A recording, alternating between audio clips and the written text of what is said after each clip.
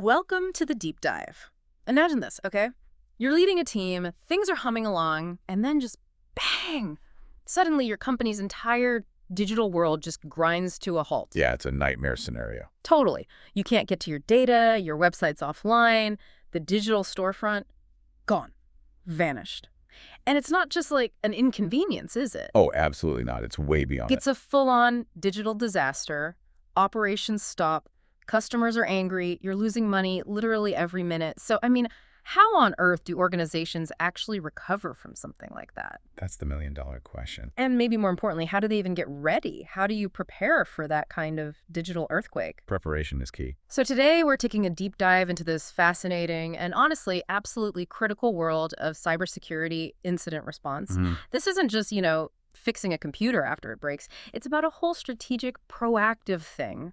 How organizations brace for, fight back, and crucially bounce back from these relentless, constantly changing cyber attacks. It really is the art and science of digital survival these days. Yeah, well put. And, this really matters to you, the listener. Whether you're running a business and thinking about these digital risks, or maybe managing a team and wondering how to keep things secure. Well, or even just curious. Or even just curious, exactly. Curious about how this digital world we all live in actually manages to stay afloat with all these threats flying around. Because they are flying around constantly. Constantly. And attacks aren't just frequent, they're getting more sophisticated, more damaging.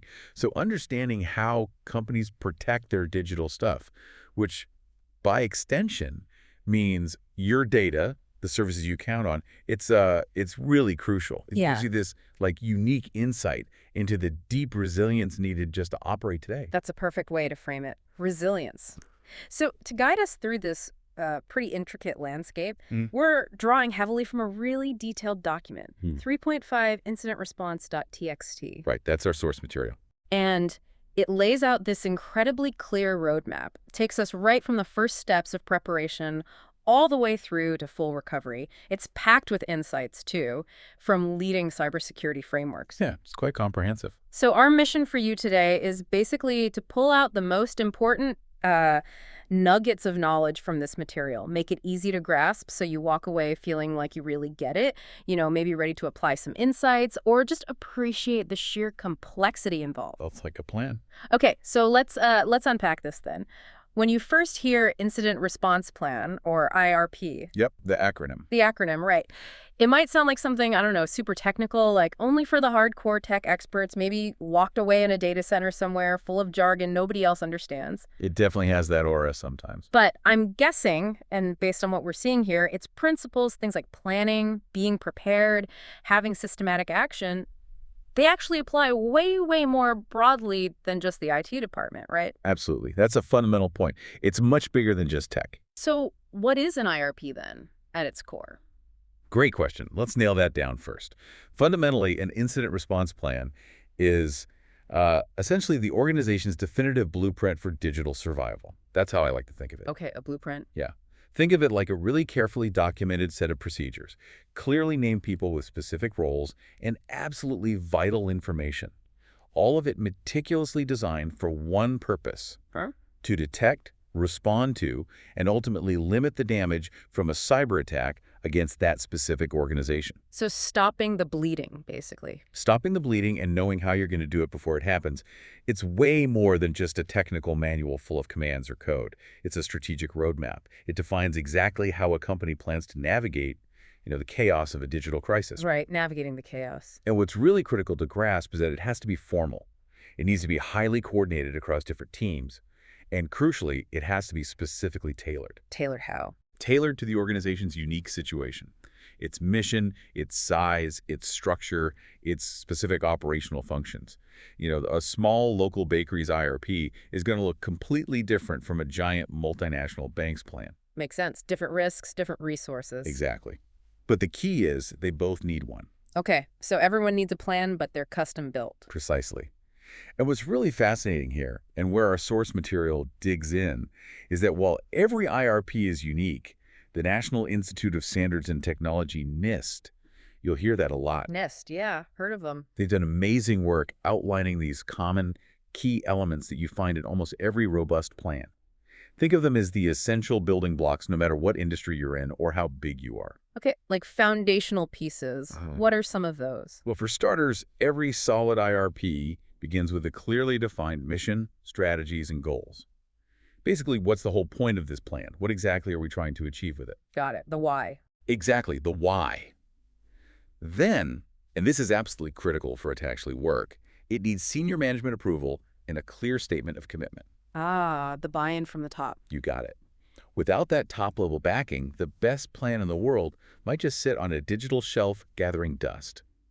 It also has to define the organizational approach to incident response. How does the company fundamentally tackle incidents? What's its philosophy? Is it aggressive containment? Cautious observation first. That needs to be clear. Okay, so the overall strategy. And then you get into specifics like the purpose and objectives of the policy, drilling down into what the IRP specifically aims to achieve. And its scope, defining exactly what areas, what systems, what data covers. Is it just customer data, internal systems too? All of that. Defining the boundaries. Right. And because the threat landscape is always changing, you need metrics for measuring its capability and effectiveness. How do you know if the plan is actually working? You need ways to track performance objectively. Makes sense. Measure to improve. Precisely. Which leads to the next point, a roadmap for maturing the capability. Incident response isn't a one-and-done thing. It has to grow and evolve over time as threats change, as the business changes. The plan needs to acknowledge that. So it's a living document in a way. Very much so. And to avoid confusion, especially in a crisis when clarity is paramount, it needs a clear definition of terms. What exactly do we mean by a computer security incident? Define it precisely so everyone uses the same language. Yeah, ambiguity is the enemy in a crisis. Totally. Lastly, it meticulously details the organizational structure, roles, responsibilities, and authority levels. Who does what? Who reports to whom? And critically, who has the authority to make the big calls during an incident? That needs to be crystal clear beforehand. So no confusion about who's in charge. None. And it also defines prioritization or severity ratings. How do we classify incidents? Is this a low-level nuisance or a 5-alarm fire? That determines the speed and scale of the response. And finally, internal and external communication methods. Who needs to know what, when, how do we tell them? Employees, customers, maybe law enforcement, regulators, all spelled out. Wow, okay. That's a lot more comprehensive than just fix the broken server. Exactly. The big takeaway here is that an IRP isn't just some technical document. It's really a strategic organizational commitment. It involves leadership, clear roles for people, defined processes, and that roadmap for getting better over time. That's a really powerful point. It's not just the tech. It's people, process, strategy, all working together. You mentioned a roadmap, a blueprint. Does that also imply there's a time element, a race against the clock when something actually happens? The source mentions an incident timeline. Oh, absolutely. It is very much a race against the clock. A good IRP doesn't just list steps abstractly.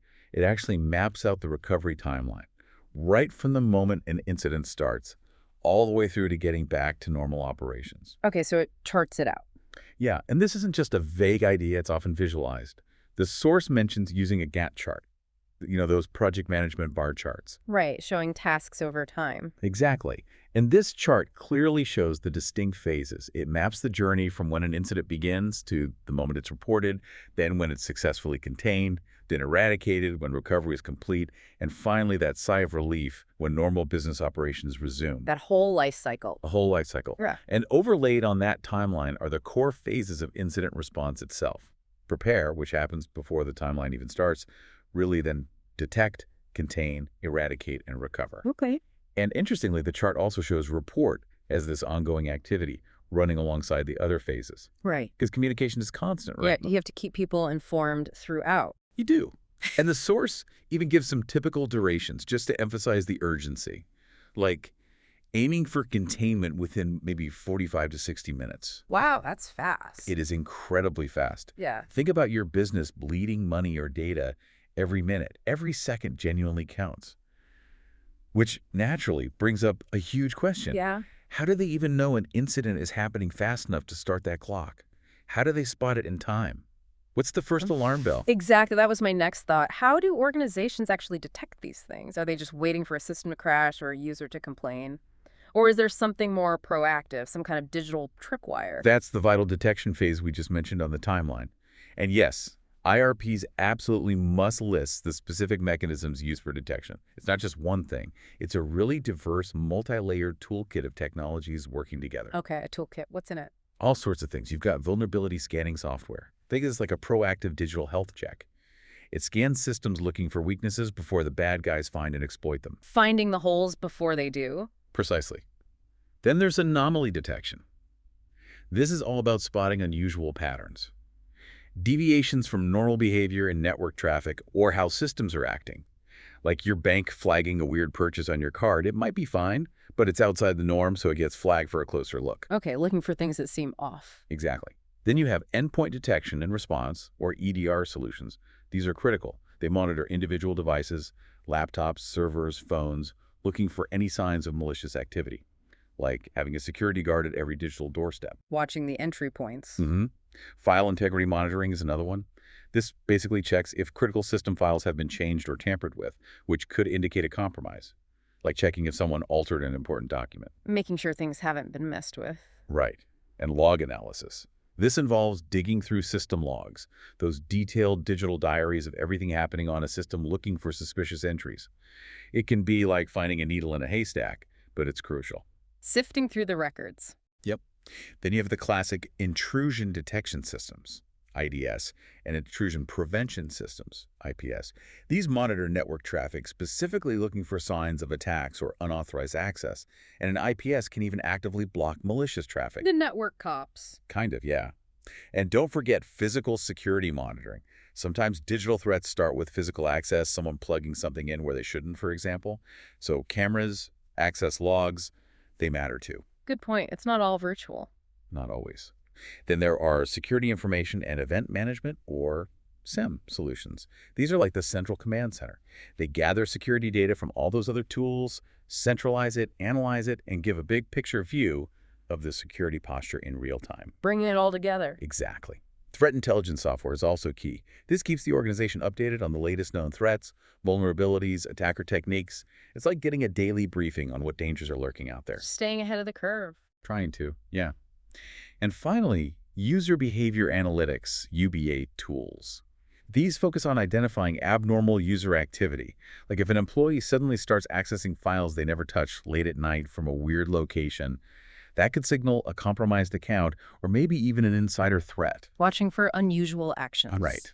The real power here isn't just one tool, though. It's how they all work together, layered, creating this robust detection net. So if one thing misses something, hopefully another catches it. It's about getting that earliest possible warning. Okay, that paints a picture of a really complex, multi-layered digital defense system, like a high-tech fortress. But the source says something I found really striking. The most critical component of an IRP is human capital. It does say that. Which kind of surprised me. I had always assumed the technology, the firewalls and detection systems was the really hard part. So it's not just about the fancy tech then. Why are the people so absolutely paramount? And who are these people? What roles do they play when those alarms finally go off? It's absolutely true. And it's a point that can't be stressed enough. Yeah. The human element is paramount. Now, don't get me wrong. The technology is vital. It's necessary. But while everyone in an organization has some role in security, recognizing phishing emails, using strong passwords. Basic digital hygiene. Right, basic hygiene. But the ultimate success or failure of an IRP really hinges on having specialized employees. People with a specific, deep technical knowledge needed to handle each phase of the response effectively. A specialist? The specialist. And just as importantly, it's not only about the tech folks on the ground. You absolutely need guidance and unwavering support from senior management. They act as the champions for incident response within the organization. They provide the resources, the budget, the strategic direction. Without them, it's an uphill battle. So leadership backing is non-negotiable. Pretty much.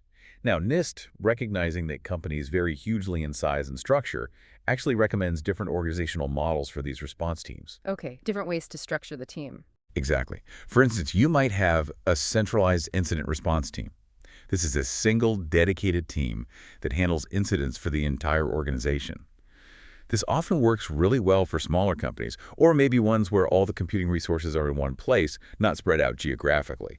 Think of it like one central SWAT team. One team for everything. Right. Then, for larger, more complex organizations, you might see distributed incident response teams. Here, you have multiple teams, and each one is responsible for a specific logical part of the company or a specific physical location or segment of the network. This makes sense for, say, a big multinational corporation with offices and data centers all over the world.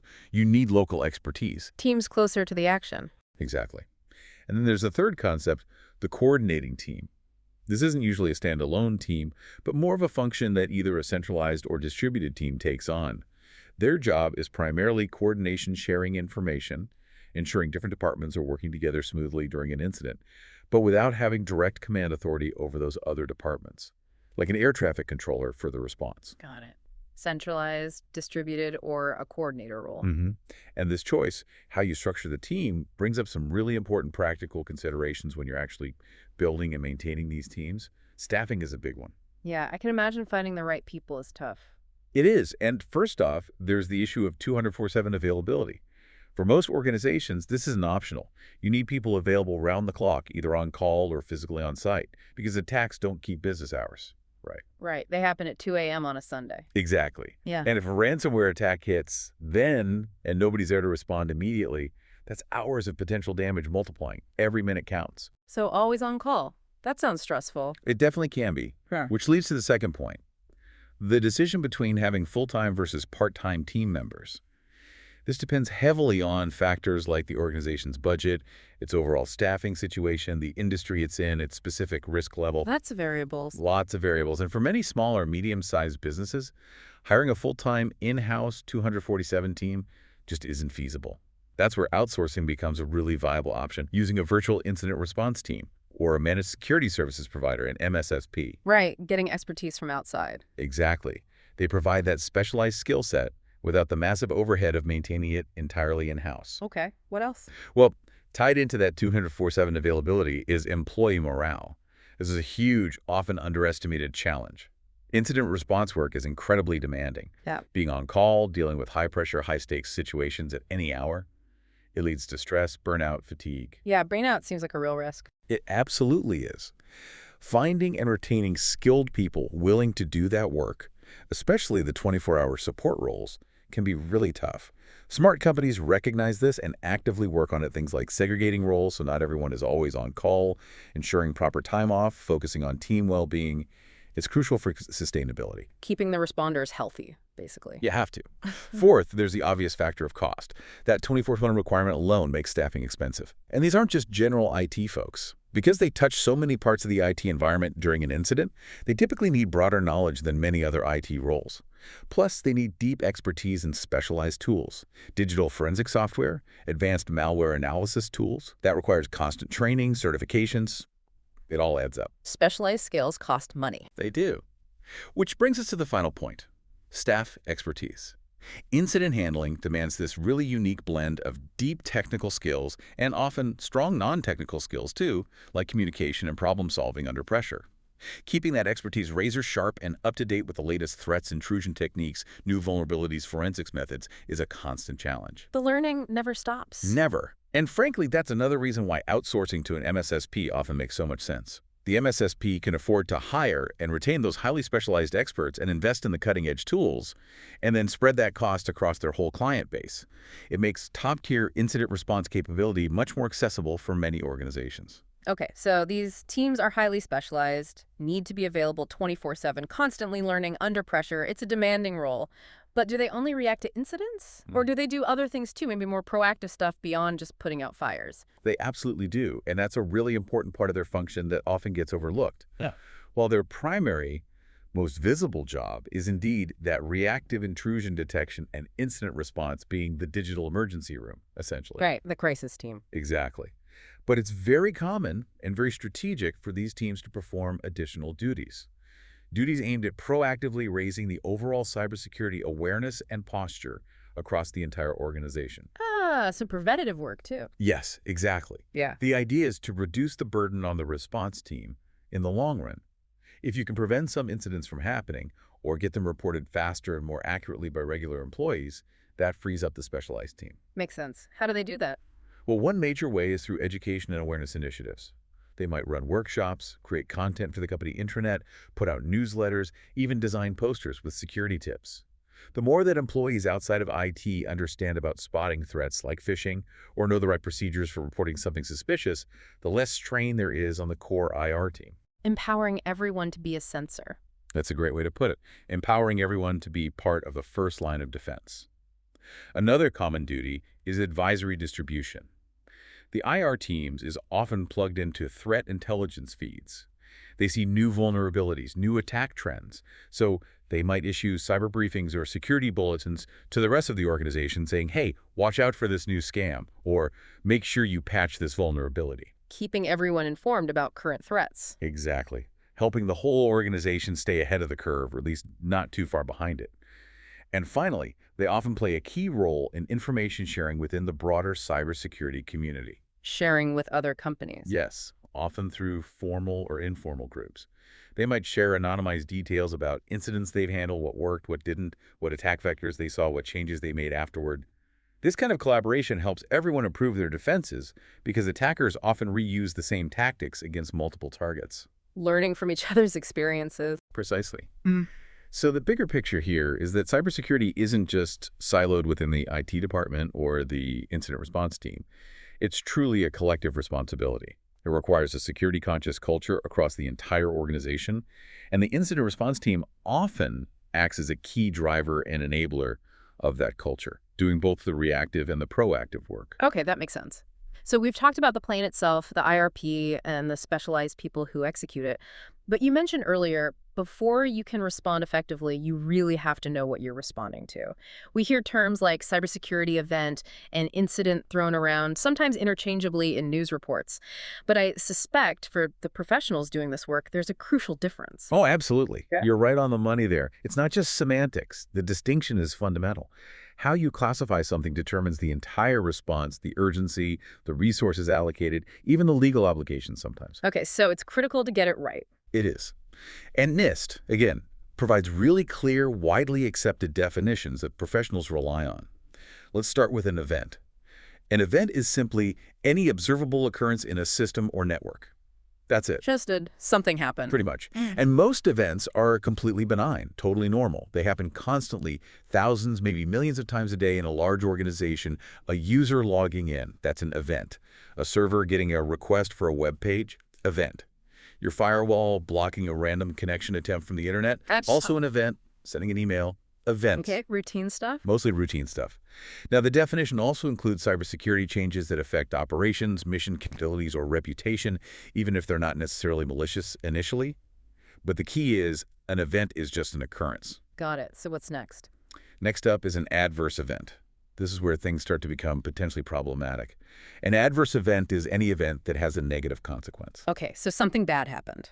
Something bad happened. Examples. A system crashes. A network gets flooded with traffic, slowing everything down. Someone uses system privileges they shouldn't have. Someone accesses sensitive data they're not authorized to see. Malware gets executed and starts deleting files. These are all adverse events. Right, negative impact. Exactly. And adverse events can be intentional, like a deliberate attack, or they can be unintentional, like an employee accidentally misconfiguring something.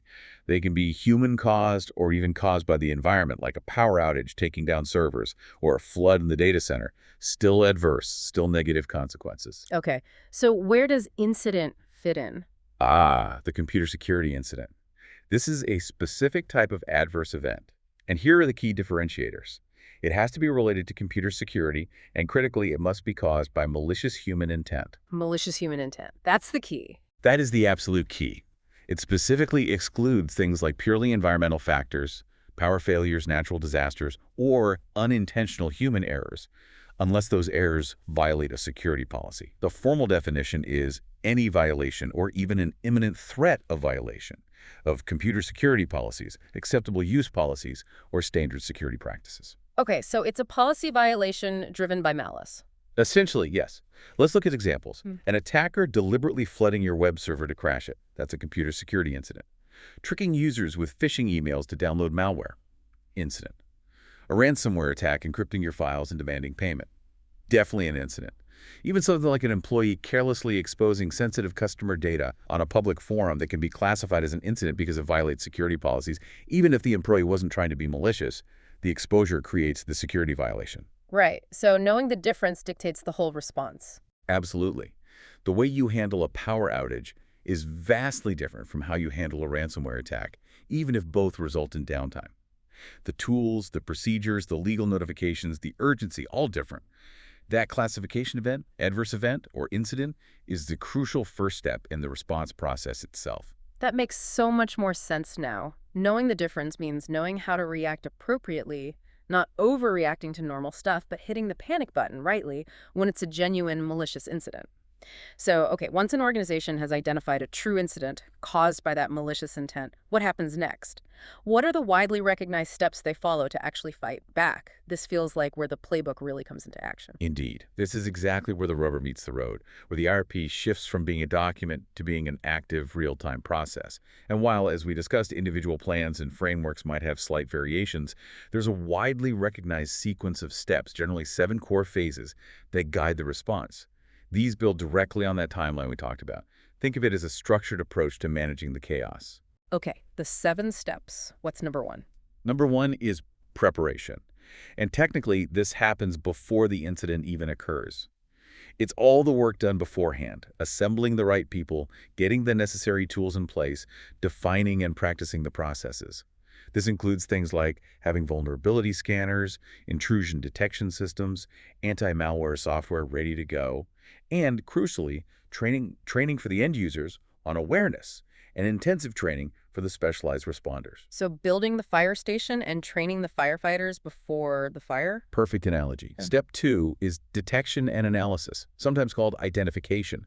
This is where you actually recognize that something is wrong, spotting that deviation from normal operations, analyzing it carefully, and then making the call. Is this just a weird but acceptable event, or is this a real cybersecurity incident requiring action? That classification we just talked about. Exactly. Making that correct classification is vital.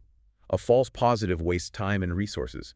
Missing a real threat, a false negative, can be disastrous. Okay, so detect and analyze. What's step 3? Step 3 is containment. Once you've identified a genuine incident, the absolute immediate priority is to stop it from spreading further. Limit the damage, isolate the problem. This buys the response team critical time to figure out the best way to completely remove the threat. Stopping the bleeding again. How do they do that? It can involve various tactics. Technical measures are common. Quickly isolating affected network segments, taking compromised workstations offline, pulling infected servers out of the production environment, maybe rerouting network traffic to backup systems. But it can also involve non-technical actions, like instructing employees to immediately stop using certain systems or performing specific tasks that might be inadvertently helping the incident spread. Okay, cordon off the affected area, digitally speaking. Pretty much, like putting out the embers to prevent the whole forest from catching fire. Step 4 is eradication. Now that the threat is contained, you focus on actually removing it from the affected systems and restoring those systems. Getting rid of the bad stuff. Exactly. This can sometimes be relatively straightforward, maybe restoring clean files from backups taken before the incident. But often, especially with sophisticated malware, it can be incredibly complex. It might require deep digital forensic analysis to find all traces of the attacker, specialized tools to decrypt files hit by ransomware, or methods to remove persistent malware that tries to hide or reinstall itself. Could be simple, could be really hard. Could be really hard. You might need to implement wider system logging or network monitoring during this phase just to be sure you found everything. And in a really severe case, eradication might mean completely rebuilding affected systems from the ground up, which unfortunately could mean losing data if backups weren't perfect or recent enough. Ouch. Rebuilding from scratch is drastic. It is, but sometimes necessary. Step 5 is reporting. This runs parallel to some other steps, but it's crucial. It's about communicating effectively about the incident status. But the key is tailoring the message. What management needs to know is different from what the IT team needs, which is different from what affected employees or customers need to know. All right, targeted communication. Targeted, timely, and providing only the relevant information and necessary next steps for each group. You want to be transparent where needed, but avoid causing unnecessary panic or confusion with too much technical detail for the wrong audience. Okay, what's step 6? Step 6 is recovery. The focus here is getting the organization's IT operations back to a fully functional state, getting back to business as usual, or as close as possible. This is often done in phases. Phases. Yeah. Early on, the priority might be on quick wins, increasing overall security quickly, implementing immediate changes to stabilize things, getting the most critical services back online first. Then that's typically followed by longer-term, more strategic changes. Maybe shifting some infrastructure, adopting new security technologies, fundamentally changing processes, all designed to prevent a similar incident from happening again. So getting back up and then making sure you stay up. Exactly. Yeah. It's about getting back stronger and more resilient than before, if possible. And that leads directly into the final step, number 7. Post-incident activity, often called lessons learned. Learning from what happened. Precisely. Yeah. This is absolutely vital for continuous improvement. You don't want to make the same mistakes twice. Senior management, the response team, maybe other affected staff, they all get together to meticulously examine the incident. How did it happen? Why did our defenses fail? How did the attackers get in? The postmortem. The postmortem, exactly. And they also rigorously evaluate the response itself. How long did each step take? Where were the bottlenecks? Did people follow the plan? Were there missteps? What could have been done better? Often, a formal incident report comes out of this phase detailing the findings. And based on those findings, the incident response plan itself gets updated, refined, improved, Closing the loop. closing the loop, ensuring the organization learns, adapts, and hardens its defenses for the next time. Because unfortunately, in today's world, there often is a next time. So, those 7 steps: preparation, detection analysis, containment, eradication, reporting, recovery, and post-incident lessons learned, that's the core playbook. Right. But you mentioned earlier there are different frameworks like NIST, SANS, ISO. Do they all follow these 7 steps exactly, or do they package them differently? That's a great question. They generally cover the same fundamental ground, but yes, they often package or label the phases slightly differently, maybe combining some steps or emphasizing certain aspects based on their specific focus. It shows the adaptability of the core concepts. Okay, so variations on a theme. Exactly. For example, the SANS Institute, which is huge in cybersecurity training, breaks it down into 6 phases in their Incident Handler's Handbook: preparation, identification, containment, eradication, recovery, and lessons learned. Very similar, right? They just don't call out reporting as a separate top-level phase, though it's implied throughout. And their guidance gets very practical, talking about specific commands and techniques for finding unusual stuff on systems. Right, identification instead of detection and analysis, but same idea. Pretty much. Then you have the NIST IRP guidance from their Computer Security Incident Handling Guide. They group it into 4 main stages: preparation, detection, and analysis. Then they combine containment, eradication, and recovery into one big stage, and finally, post-incident activity. Interesting, grouping those middle 3 together. Yeah, they see them as closely linked parts of the active response phase. NIST also puts a lot of emphasis on the organizational aspects, policies, procedures, how to structure the response team, more governance-focused perhaps. Okay, and ISO. The International Organization for Standardization, ISO, particularly in their ISO 27000 family of standards, takes a slightly different approach. They don't list rigid phases as much as recommend a set of activities that need to happen. Things like evaluating event criteria, defining what constitutes an incident, monitoring and detecting, managing incidents through their life cycle, coordinating with authorities, handling evidence properly, which is crucial for legal reasons, performing root cause analysis, and comprehensive reporting. Their focus is often on international consistency and compliance. More activity-based than phase-based. Yeah, you could say that, yeah. And beyond those big 3, other organizations have their own takes too. ITIL, the Information Technology Infrastructure Library, integrates incident management into a broader framework of IT service management. This is often really relevant for companies that provide IT services to other companies, the MSPs we mentioned. Right, managing incidents for clients. Exactly. Then you have government-affiliated groups like the United States Computer Emergency Readiness Team, US CERT. They collaborate widely, government, academia, private sector, to issue guidance and act as a central hub for threat information and response coordination. And industry-specific bodies, too, like the Payment Card Industry Data Security Standard, PCI DSS Council. Yeah. They have very specific IRP requirements tailored just for incidents involving payment card data, given how sensitive and regulated that is. So specialized plans for specific industries, too. Definitely. And that leads to another really important point the source makes. Many organizations don't just rely on one single generic IRP. They actually develop a multi-pronged IRP strategy. Multi-pronged, meaning? Meaning they have several distinct IRPs, each one specifically designed to handle the types of attacks they view as the biggest threats, or the ones they're most vulnerable to. It's not one size fits all. Tailored playbooks for specific threats. Like what? Well, IBM apparently identified a list of attack types that companies most frequently create these specialized IRPs for. Leading the pack are plans for DDoS attacks, those distributed denial-of-service attacks that try to overwhelm systems with traffic. Makes sense. Very common, very disruptive. Yeah, taking websites offline. Right. Then plans for various kinds of mobile code, think malware, spyware, viruses, trojans, worms. Each behaves differently, so the response might differ. Yeah. Phishing attacks get their own plans because they exploit human psychology. Insider incidents, threats from employees or contractors, require a totally different approach to detection and investigation. Makes sense. Dealing with someone internal is different. Very different.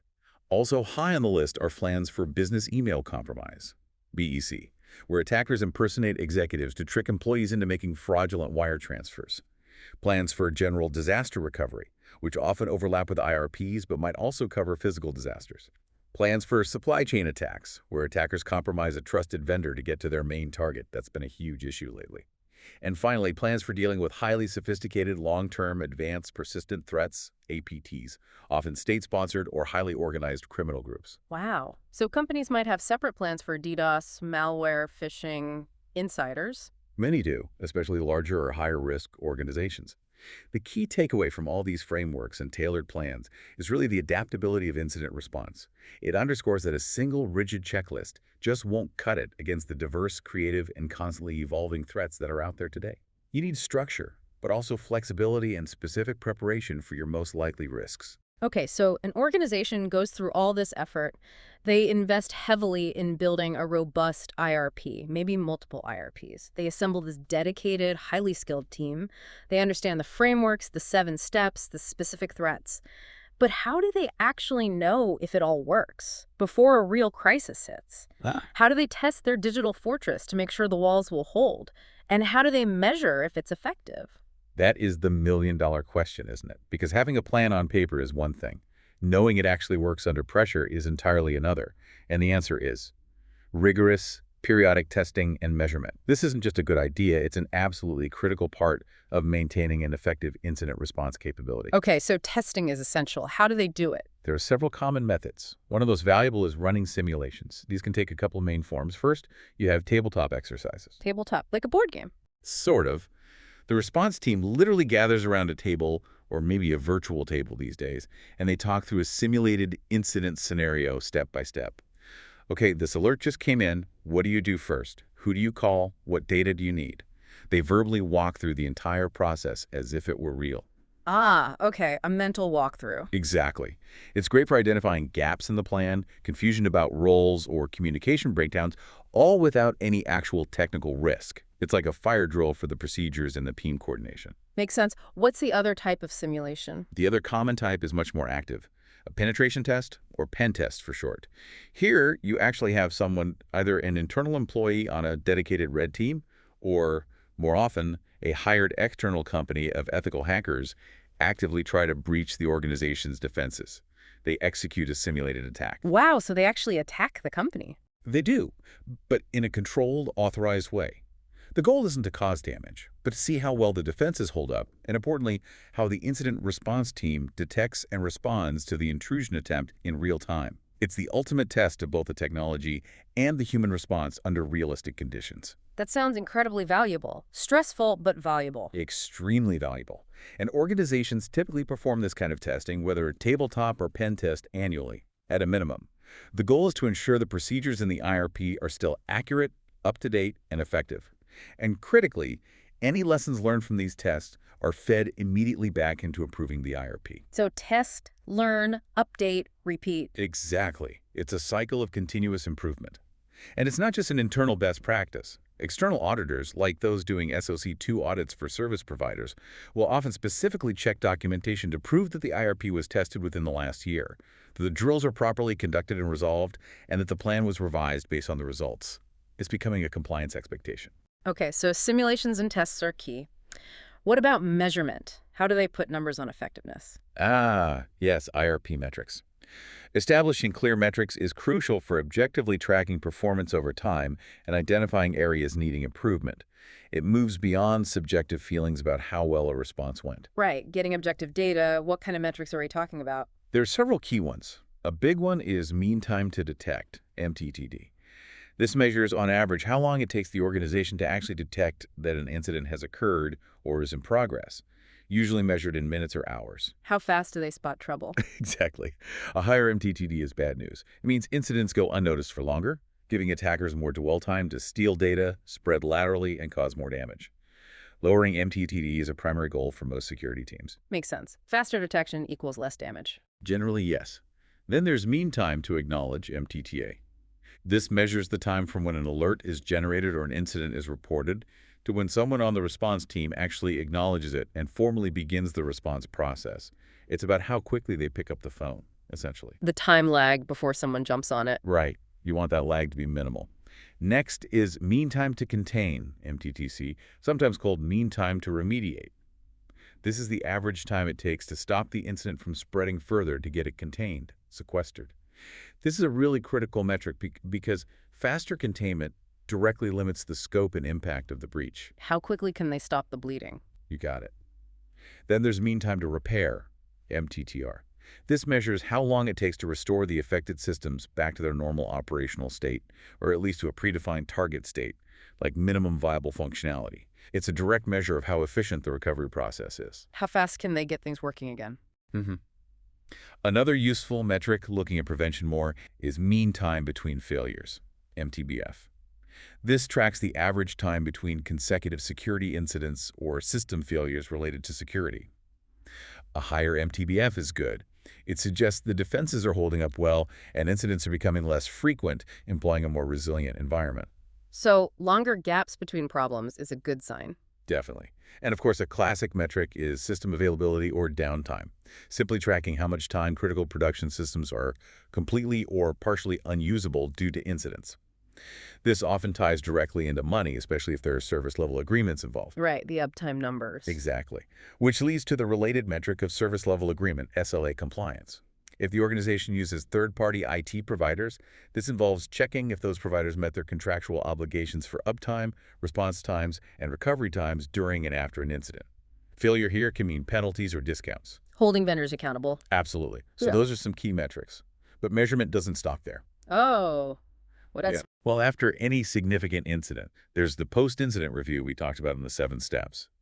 That meticulous review by management and security experts isn't just about learning lessons, it's also a form of measurement, evaluating the effectiveness of the plan, the compliance of personnel and tech, analyzing logs, configurations, interviewing people. It's a deep dive assessment. A qualitative assessment to go with the quantitative metrics. Nicely put. There are also periodic audits. These are scheduled and sometimes surprise reviews of the incident response policies and procedures just to check readiness and compliance. And finally, underpinning much of the detection and response is continuous monitoring, using automated tools to constantly analyze logs, network traffic, user behavior. This isn't just for detection. It helps ensure timely and adequate responses by providing real-time visibility. Okay, so a whole battery of tests, metrics, reviews, and monitoring to make sure the plan works and keeps working. That's the goal. It's a constant effort. But what if? What if, despite all that, an organization doesn't respond appropriately? What if the plan is flawed or people don't follow it during a real crisis?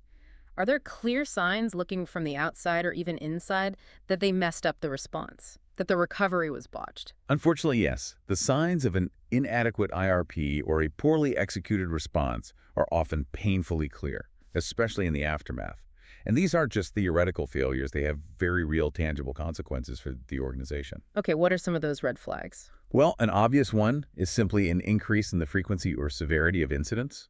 If a company keeps getting hit, or if the attacks that get through are causing progressively more damage over time, it's a strong signal that their defenses and their response capabilities aren't keeping pace. The plan isn't working effectively. More attacks getting through or causing more harm. Exactly. Another clear indicator relates directly to those metrics we just discussed. Longer times to identify or contain incidents. If the average MTTD or MTTC starts creeping up, or is consistently high compared to industry benchmarks, it means they're slow off the mark. They're giving attackers too much time, which inevitably leads to greater impact and higher costs. Slower response times. Got it. You'll also see increases in data center downtime or IT infrastructure damage. If systems are offline more often or for longer periods after an incident, Or if the actual damage to hardware or software is becoming more extensive, it points directly to failures in containment and recovery. The response isn't minimizing the disruption as it should. More downtime, more damage. From a purely financial standpoint, a huge warning sign is higher costs related to fines, attorneys, and consultants following incidents. If breaches consistently lead to massive legal bills, hefty regulatory fines, think GDPR, high PA penalties, or the need to bring in expensive external forensic or remediation teams, it strongly suggests the internal response capability was insufficient or mishandled. The cleanup costs are escalating. Precisely. And finally, perhaps the most damaging consequence in the long run is a noticeable decline in company reputation. If customers start losing trust, if partners become hesitant to connect their systems, if the brand image takes a serious hit in the public eye because of how a cyber incident was handled or mishandled, that's a very clear and very painful indicator of a failed response. It can lead to lost business, difficulty attracting talent, and take years to recover from, if ever. Yeah, reputation is fragile. Extremely. So these consequences, more frequent severe incidents, slower response, more downtime damage, higher costs, tarnished reputation, they're the direct real-world outcomes when incident response goes wrong. It really highlights how high the stakes are. Absolutely. Okay, so all this preparation, these detailed plans, the specialized teams, the expensive tools, the constant testing, it really does sound like a massive investment for any organization, big or small. It definitely is a significant investment, yeah. So, what happens if, despite doing everything right, or maybe mostly right, a really nasty cyber attack still gets through, still manages to cause significant, maybe even devastating damage? Is there any kind of financial backstop, a safety net to soften that blow when the worst happens? That is precisely where cyber insurance policies enter the picture. This is a relatively new but rapidly growing and increasingly vital area of the insurance market. Think of it as a specialized financial tool designed specifically to help organizations hedge against the potentially crippling financial consequences of a successful cyber attack. Okay. Insurance specifically for cyber threats. Exactly. It provides crucial financial relief if an attack manages to breach the defenses and cause harm. It acts as a critical safety net, absorbing some of those potentially staggering costs that can arise. What kind of costs are we talking about? What does it cover? Well, the coverage can be quite broad, designed to address the many different ways a cyber attack can hurt a company financially. It can cover things like the direct cost of restoring data that's been lost, stolen, or encrypted. It can compensate for temporary disruption in business operations, the lost income when systems are down. It can help cover lost revenues directly attributable to the attack. It can even extend to managing the public relations needs that arise after a breach, like hiring crisis communication firms, which can be incredibly expensive, but vital for protecting the brand. So, data recovery, business interruption, PR. Those are big ones.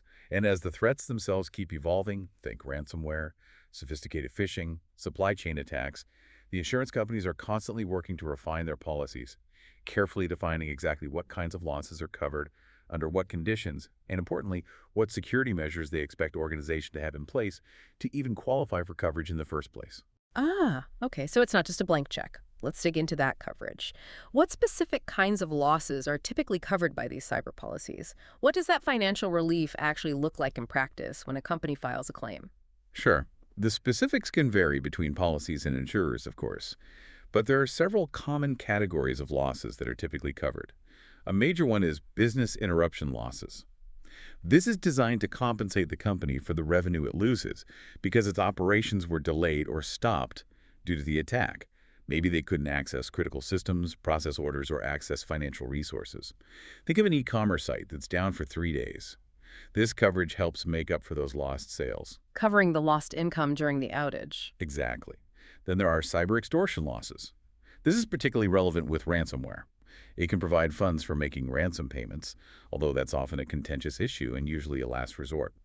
More commonly, it covers the fees for hiring specialized attorneys or IT forensic experts whose job is to negotiate with the attackers or, ideally, help recover the systems without paying the ransom. Help with ransomware demands and recovery efforts. Right. Another big category is incident response costs.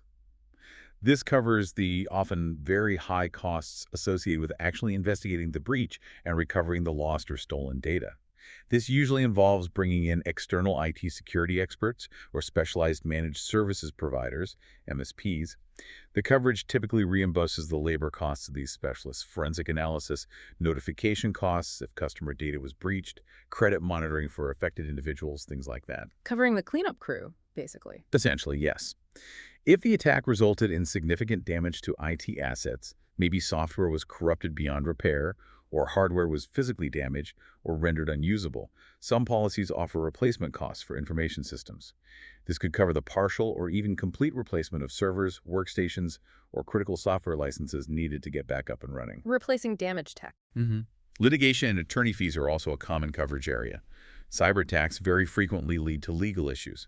This coverage helps pay for consultations with attorneys, defending against lawsuits, especially class action suits from customers whose data was exposed, and getting legal advice on navigating the complex web of breach notification laws and regulations to minimize future liability. Covering the legal fallout. Yes. Some policies also offer coverage for reputational damage costs.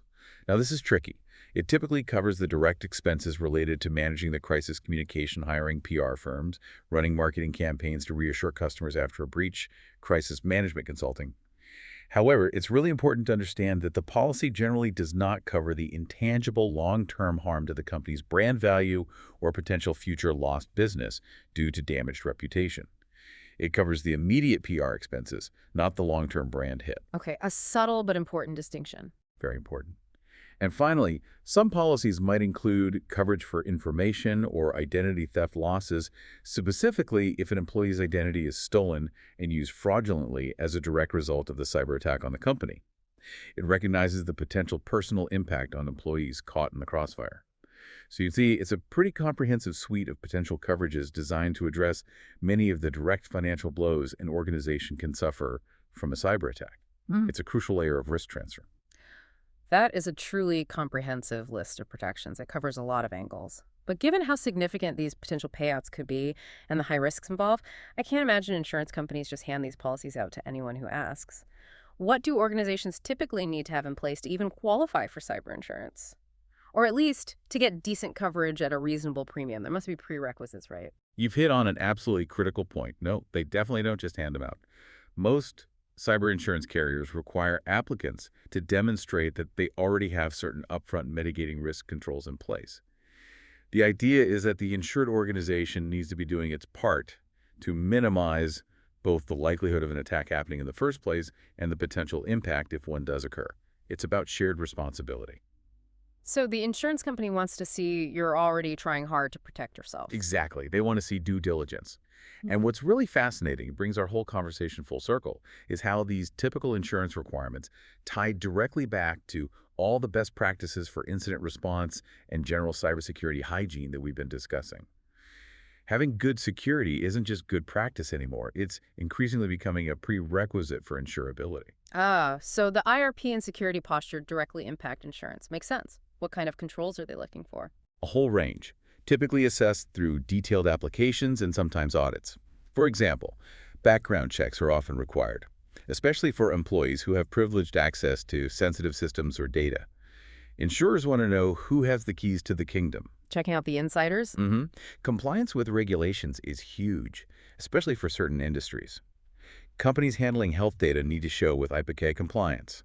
Those handling payment cards need to show PCI DSS compliance. Insurers want proof you're meeting relevant industry security standards. Proving you meet the baseline rules. Right. The existence of a well-documented disaster recovery plan and evidence that it's regularly tested is almost always a requirement. They want to know you have a plan B if things go really wrong. Got it. Plan B needs to be ready. Employee training is another big one. Insurers want to see that employees are being educated about threats like phishing scams, social engineering, good password practices. Human error is such a common attack vector. Some insurers might even offer lower premiums if a company can demonstrate effective security awareness training, maybe through phishing simulation tests for employees. Training the weak link, so to speak. Trying to strengthen it, yeah. They'll also want to review written company policies related to security acceptable use policies for systems and data, policies around using personal devices, BYOD, rules about remote access, prohibited online activities. They want to see security embedded in the company culture and rules. Formalizing the security rules. Exactly. Often they'll require an independent risk assessment, usually done by a qualified third-party security firm.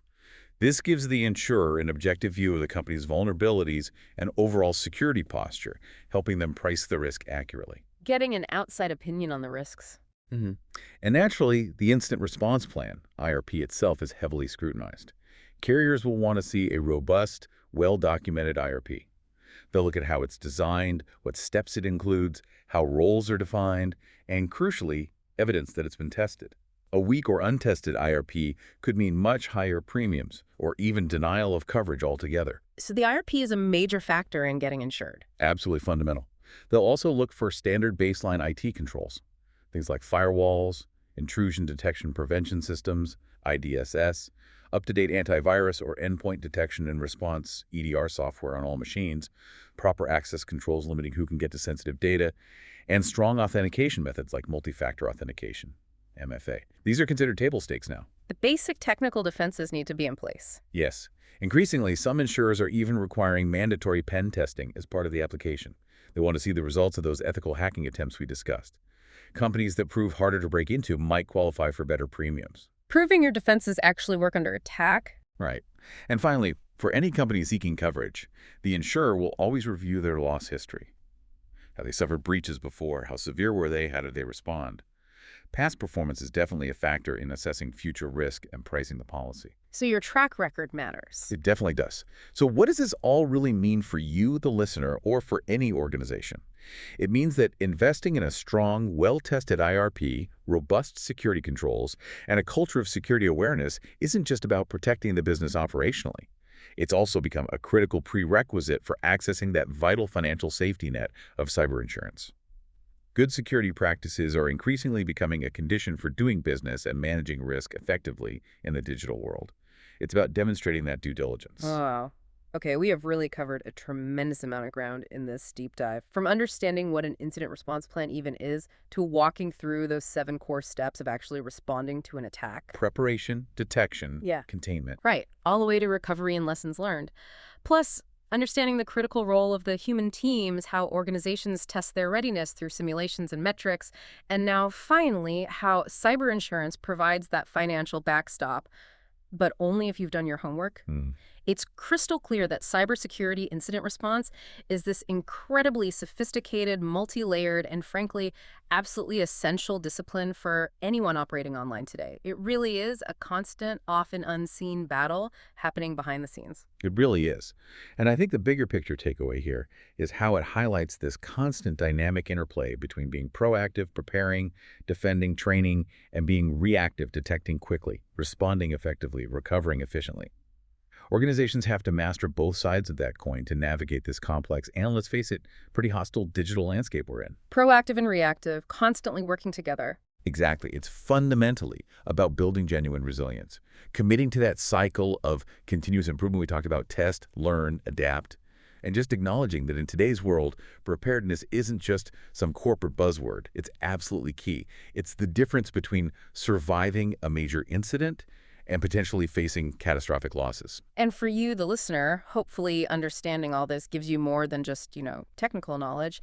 It maybe offers a deeper appreciation for all that unseen, relentless work that goes into keeping our digital world running, protecting our data, keeping the services we rely on available 24/7. And who knows, maybe hearing about organizational IRPs even makes you think a little bit more critically about your own personal digital hygiene and preparedness. Because really the same core principles apply, just on a much smaller scale. That's a great point. And it raises a really interesting question to leave you with, something to think about as you go about your day. Given how critical these incident response plans are and how much they currently depend on this combination of advanced technology and highly skilled human teams. Right, that human capital element. Exactly. How might the incredibly rapid advancements we're seeing in artificial intelligence and automation start to change things? How could AI further revolutionize or maybe even challenge the traditional incident response processes, that timeline we discussed, and the established roles of those human teams in the coming years? That's a big question. Will AI take over? Or just help? Will AI become the primary responder in some cases? Or will it mainly serve to augment human capabilities, maybe speeding up detection and analysis in ways we can barely even imagine today? It's definitely something the industry is grappling with right now. Something fascinating to mull over, for sure. Yeah. Well, that's all the time we have for this deep dive. Thanks so much for joining us.